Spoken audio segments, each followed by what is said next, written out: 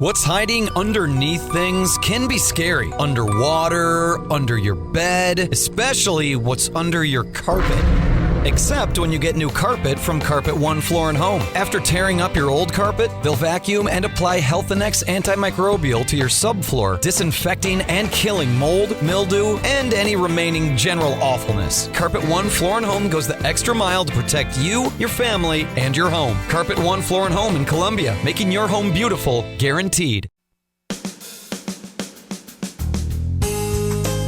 Good morning and welcome to Radio Friends on Tuesday, October the 25th. We're going to talk about money today. You know, it's been kind of an up and down year, a lot of downs, but things are going up a little bit now. ALEX LaBrunerie is with us from LaBrunerie Financial. Good to have you here, Alex. Good morning. I like that purple and kind of beige and black bow tie you got on there. Thank you. But we got several topics that we wanted to deal with. First of all, you wanted to touch briefly on the student loan forgiveness. The Biden administration in the summer authorized through executive order the forgiveness of up to $20,000 in student loan debts, $10,000 for the first round of forgiveness, and I believe if someone was a recipient of a Pell Grant, then they may be eligible for another $10,000 loan forgiveness on their student loans. It's something that family members ought to remind each other of. Older members of family remind their kids if they have student loans to check into this. The website now is open and active. Not every student loan is eligible for forgiveness. Now, what are the guidelines for eligibility? Well, I think they have to be the federal loans. Okay. I think private loans are not easily forgiven in this program. Okay, so federal loan, but you have to initiate the forgiveness. Exactly, Paul, and that's why you have to go onto the website, and it's a brand new program, so it's going to have some glitches, but probably by November, those glitches will be worked out, and people who qualify need to do this. And then how soon, once you apply for it, does it take effect? Gosh, that's a good question. I don't know. I would imagine fairly soon, since the government is just going to forgive the loan. Okay. Basically. All right, but it's something that you have to initiate yourself. Or part of the loan. I think it's all a work in progress, but it's obviously for real and not a waste of time to get on that website. But you have to initiate it yourself. Yes, that's right. The other thing I wanted to talk about is things have started looking a little better in the stock market. That's right. The bear market continues right now. Right now the S&P is down about 20%. A week or so ago, or earlier in the month of October, we had hit down almost 25%. Do you feel, and I know this is just your opinion and you're not forecasting, but do you feel that perhaps we have hit rock bottom, or could we still go lower? I think we could probably go a little bit lower because there are so many problems we need to work out. We need to see corporate earnings by the end of the year. Are they going to be as strong in 23? Maybe not because of inflation. And, of course, the big driver of this is rising interest rates, and the Fed says they're going to keep doing it. We don't know for how long. Inflation came in higher than people want it to be at 8.3%. So until that inflation rate's down, I think it's going to be hard for the bear market to give way to a bull market in earnest for the last time we were in a bear market, which was almost 15 years ago.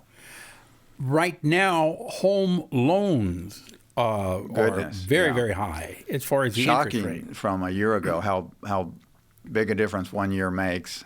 Yeah. But I can remember many years ago, 20, 25 years ago, it was up to 9%. Yes. So it's in that perspective, a 7% 30-year mortgage looks good, but compared to 2.9 from last summer of 21. Do you think those rates will continue to rise before they fall? Possibly, yes. Yeah. All right. More likely than not, yes. As far as we're closing up the year, once we get into December, what are you seeing in your crystal ball? I think hopefully the Fed bank's interest rate increase has gotten to what they call neutrality, or they'll stop. It's a fancy way of saying. But there's no way of knowing that for sure. No, not for sure. But they've got to be. The Fed's tenant does not want to kill off the labor market either, and the housing market is under strain because of the higher interest rates. So it's a real high wire act that we're on here, and I hope by January the interest rate increases are complete, and that should be the beginning of a possible bull market again. Okay, well, we're hoping.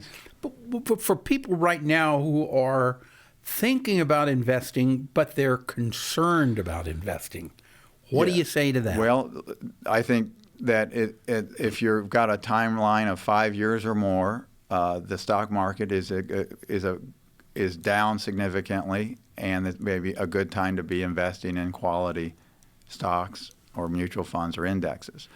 The S&P 500 index, the largest companies in our country, that if you go back 15 years and invested just before 2008, which was the big drop of 2008, almost 50% down, you would still be up 7.99% a year over the last 15 years in the S&P 500 index. Even with what happened today. Even with what happened this year. Go through the really tough times of 2008 and 2009, the subprime collapse and the recession, and then go through this year, 22, you are still up over a 15-year period. Okay. And that holds true on the 10-year period too. So in the long run, the S&P 500 and the stock market is a good investment in the long run. In the long run. But if you're looking for something in the next year or two, you got to be careful. That's right. And CD rates, the good news for those people, Paul, is that CD rates in many banks, maybe not every bank, are up over 3%, some even at 4%.